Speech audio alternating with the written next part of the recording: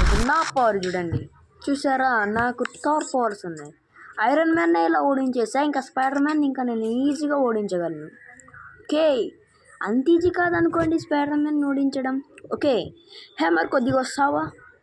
వచ్చే ఇప్పుడు పవర్ఫుల్గా ఐరన్ మ్యాన్ని కొట్టేద్దాం. ఓకే, గిరా గిరా తిరుగుతుంది నా హ్యామర్ పేరు మియోనియర్. ఎక్కడికి వెళ్ళొచ్చావు? ఏమోలే. హే థార్, నీ పూజ అయిపోయింది అనుకుంటా. మరీ పూజ మొదలు పెట్టావా? Thanks for watching.